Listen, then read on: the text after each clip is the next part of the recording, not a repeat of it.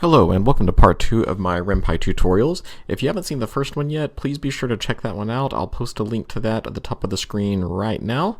So again, if you haven't seen that one, check that one out first, as that kind of lays the foundation for what we're going to be doing in this tutorial. So first things first, there are a couple of things that I didn't go over in the first one that I want to go over now. The first one is this red text in our script file. If you'll notice, all of these red lines are preceded by a number sign or a hashtag.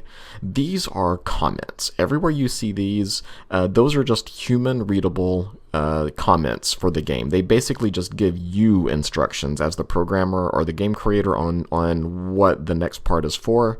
You can put anything you want as a comment and the game will completely ignore it. If I take out the hash, then the game will try to read that as code, and it will most likely crash because it doesn't make any sense to what the it doesn't make any sense to the computer or to the game engine.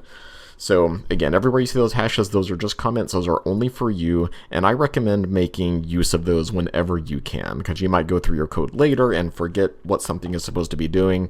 So comments are very, very helpful for that. The other thing that I want to mention is indentation. If you notice, after label start, everything under that is indented by one tab. So if you just hit the tab key like so, that'll go over one indentation level. In Python, and by extension in Renpy, indentation matters a whole lot. We won't go into that into too much detail right now, but everything that's indented is called a coding block. That's basically just a list of instructions that go together. Those are going to become really important in the future, but for now, just know that you have to pay attention to wherever these indentions are.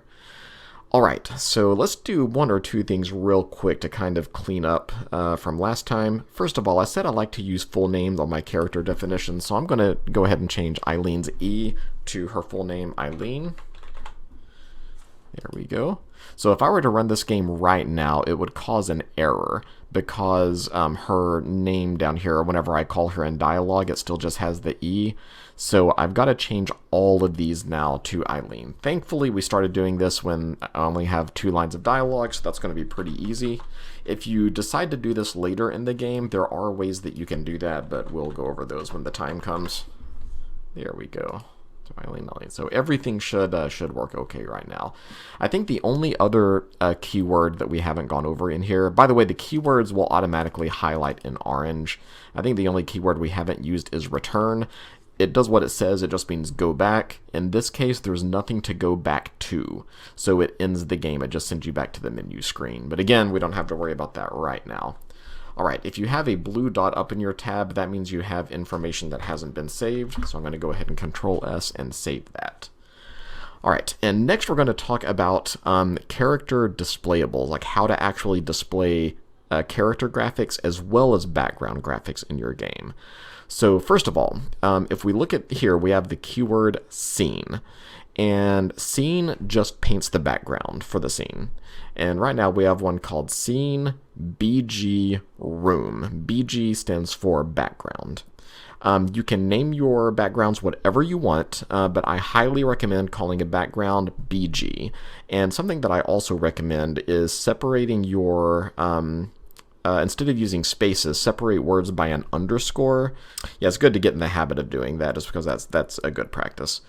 Alright, so I'm going to go ahead and pull up my images folder. I've actually already got it open, but I'm going to close it. I'm going to show you how to open it.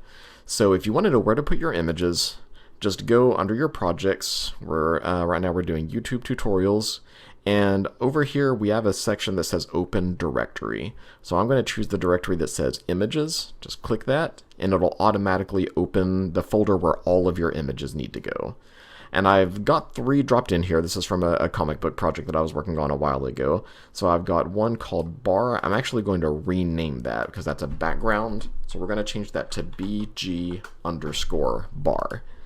And the naming convention that I like to use for my characters is I like to do their name, their attire, whatever they're wearing, and then their facial expression. So Eileen _ casual attire _ neutral. And for Steven, I have Steven _ casual _ neutral.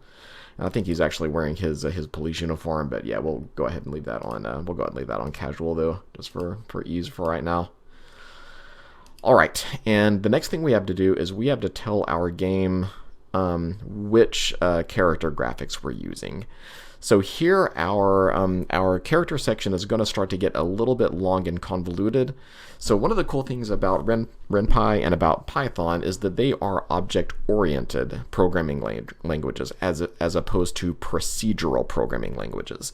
If a programming language is procedural, that means that you read it from top to bottom straight through, pretty much no exceptions. However, if it's object-oriented, that means that you can jump around, you can have different files that you pull from, and Renpy does most of this automatically. So we can take these characters, drop them into an entirely different file, and it will just automatically work just as if they were right here in the main file. Alright, so the first thing I'm going to do is to get rid of these comments, because we're about to take the characters out of there.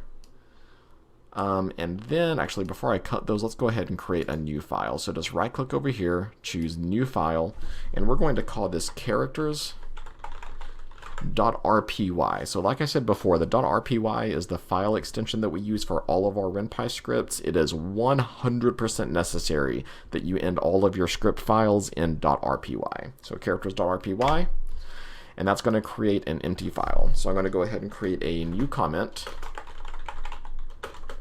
I'm just going to say characters go here, or actually let's just be a little bit more descriptive. Let's say characters are defined here. And now I'm going to go back to my script, and we can have multiple tabs open just like a web browser. And I'm going to cut this and paste it there. Don't forget to save both of your files. There we go. And now just to test it, let's go in here and launch project, and everything should work exactly as it did before the last time we ran the game. So we go to start. There we go. And there are our characters just like before, even though they're in an entirely different file. Excellent. All right, now we're going to define our character images. So let's go back to the character.rpy. So, as I told you before, we normally start with a keyword, and sometimes after an instruction, we'll have something in parentheses. The thing in parentheses, or the things, plural in parentheses, are called arguments. Arguments just are extra instructions for a keyword. Sometimes it will assume certain things, or sometimes you have to put an argument in order for it to not crash. For instance, the color argument is optional. So on Eileen, we didn't put the color argument, so it defaulted to our default color of purple that we chose when we started the file for the first time, when we created our game. But here I defined my own color, so it overrides the default and puts in a custom color. So here we're going to use a couple of more arguments and a different keyword. We're going to call this keyword image. So we're going to type in image, and then we're going to name our image. And we're just going to name it kind of like we did our file names, except here we're not going to use the underscores. So we're going to call this Eileen casual neutral, and then we're going to say equals, no parentheses here, just the quotations, and we're going to put the full file name. Eileen underscore this time, casual underscore neutral. You can put the file extension. Mine are, I always use PNG files, so you can put .png or you can leave that out. It should work fine either way. Then after that, I'm going to say image Steven casual neutral equals the file name, Steven underscore casual underscore neutral. So basically the thing in left that's highlighted in yellow right now is how we're going to call this image in our game script, and then on the other side of the equal sign, the string that's in parentheses, or in quotations I mean, is the actual name of the file that we're going to call. And there's a reason that we do it this way, and I'll show you in a moment. So here, let's say right here it says show Eileen happy. So we're going to change that to show Steven casual neutral. And then Steven will introduce himself. Then we're going to say show Eileen casual, neutral, and it'll show Eileen after that. It should. So if we read down this, it's going to start by showing the scene. And actually, let's go ahead and change that to, we're going to type in the name of our file, bg_bar. Even without the file extension, that should work. So it's going to show our scene, which is the bar. Then it's going to show Steven. He's going to introduce himself. Then it's going to show Eileen, and she's going to say her lines. So let's be sure we save both of these tabs. And then let's go into our game, and we'll see how that works.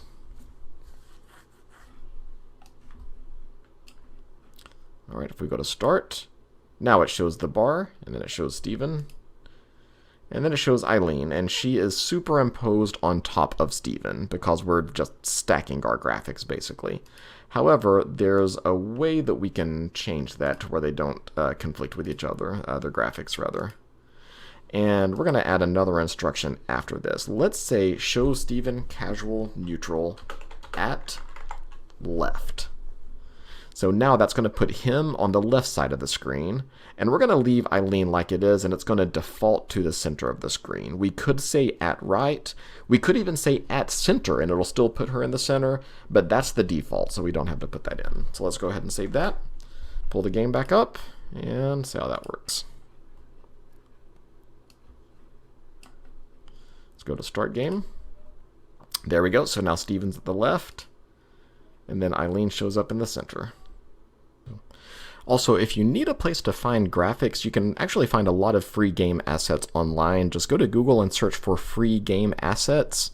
Or if you want to create images like these, I use a piece of free software called Daz 3D, which is excellent for producing graphics for visual novels. The software itself is free, and it comes with some free assets that let you create characters like this. It is highly customizable, and there are both free and paid add-ons that you can get for it. In order to produce some really cool things in a variety of different styles. I have another YouTube channel where I do tutorials showing you how to create these characters with Daz 3D, so I'll be sure and post a link to that in the description below. I've got a couple of basic tutorials in there, as well as some more advanced things. Particularly, I have one that shows you how to create your first character from scratch, and I've got another one that shows you how to get this comic book art style. So be sure to check those out. It's a really quick and easy way to get decent graphics for your game. Excellent. And we're going to do one more thing before we finish up with this one, and we're going to work on some transitions. So let's say that right now the graphics just abruptly appear. They just snap right into place. So let's say we didn't want to do that. Let's say we wanted them to kind of slowly appear. So we're going to say scene bg_bar with is the keyword to do a transition. And we're going to say with dissolve. So that's just going to dissolve into the scene. And let's try the same thing with Steven. Let's say with dissolve. There we go. And let's leave Eileen like it is right now. We'll try something different with her in a moment. So Control S to save, then launch project. And now when we start, you see how everything just kind of fades in a little bit more gently. And then she abruptly appears again. All right, and let's try a different transition. There are lots of different transitions that you can use. We'll go over more of them later.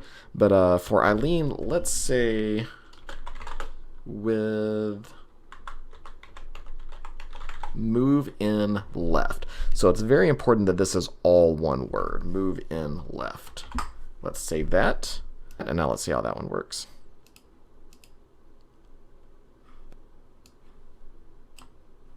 We're going to start. Steven fades in, and now Eileen moves in from the left. So it's kind of weird, she kind of crosses over him, so let's change that. Let's do, instead of move in left, let's do move in right.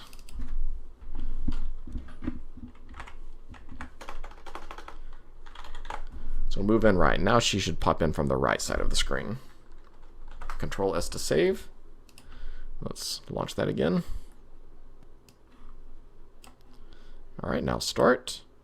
The bar fades in, Steven fades in, and then boom, Eileen comes in from the right.